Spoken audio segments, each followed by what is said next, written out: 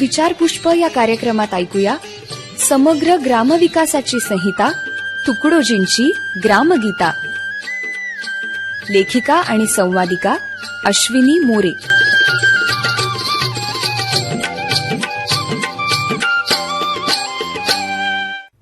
ग्रामगीता हा संत तुकडोजी महाराज यांचा 450 पानांचा ग्रामविकासाचं मार्गदर्शन करणारा ग्रंथ आहे.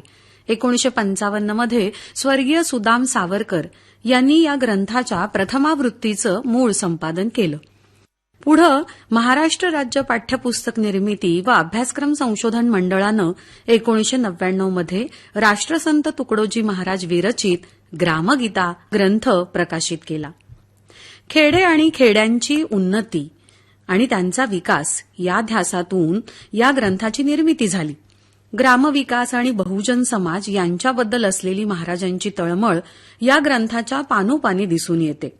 या ग्रंथातील महाराजांची भाषा ही अत्यंत सोपी आणि प्रासादिक आहे. ग्रंथाची मांडणी सुबोध आहे, त्यामुळं ती सर्वसामान्यांनाही सहज समजू शकते.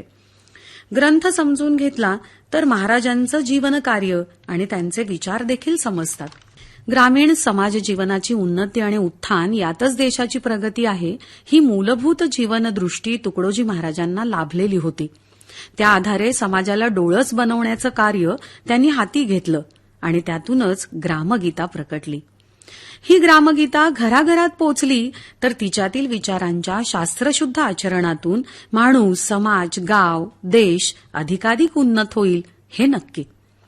संत विनोबा भावे ग्रामगीतेसाठी लिहिलेल्या प्रस्तावनेत असं म्हणतात की ग्रामगीता ही स्वानुभव संमत आहे, त्यामुळं आपोआपच ती शास्त्रसंमतही झाली आहे. हा ग्रंथ देशातील बोधपर वाङ्मय प्रथेतील ग्रंथ आहे.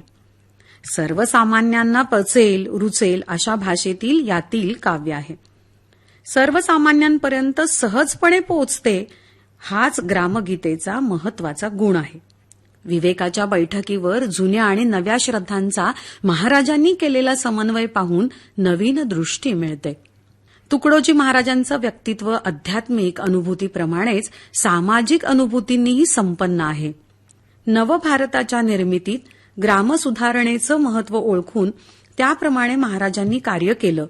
भारत हा खेड्यापाड्यांचा देश आहे, त्यामुळे आजही भारतातील सर्व खेड्यापाड्यांच्या प्रदेशात हा ग्रंथ पोहोचला आहे. त्यासाठी त्याची सर्व भाषातून भाषांतरे झाली पाहिजेत असंही म्हटलं जातं.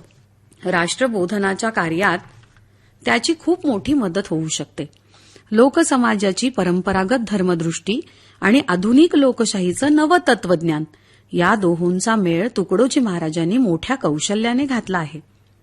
परंपरागत धर्मजीवन, धर्मशीलतेचा धागा न तोडता आधुनिक परिस्थितीला अनुरूप अशा रीतीने कसे बदलता आणि सुधारता येईल याचे प्रतिपादन तुकडोजी महाराजांनी मोठ्या जाणीवेनं केलं आहे.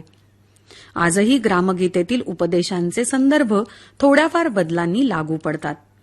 आज अणुबॉम्बच्या युगामध्ये मानवाच्या खऱ्या उत्थानासाठी ज्या मूलभूत आणि प्रेरक विचारांची गरज आहे ते विचार आणि माणसाच्या अंतःकरणाची पकड घेऊ शकतील, त्याच्या भावभावनांचे भरणपोषण करू शकतील असे उन्नत आचार मार्गदर्शन ग्रामगीतेत आहेत. एखाद्या गावाची संपूर्ण सुधारणा करायची असल्यास ग्रामीण जीवनातील सर्व कक्षांचा विचार यात आला आहे. व्यापक अशी 8 पंचकं यात महाराजांनी दिली आहेत. सद्धर्म पंचक, लोकवशीकरण पंचक, ग्रामनिर्वाण पंचक, दृष्टीपरिवर्तक पंचक, संस्कार शोधन पंचक, प्रेमधर्म स्थापन पंचक, देवत्व साधक पंचक आणि आदर्श जीवन पंचक. श्रोतेहो, तात्पर्य हेच की व्यक्ती आणि समाज यांच्या जीवनातील सर्व कक्षांचा विचार या पुस्तकात केला आहे.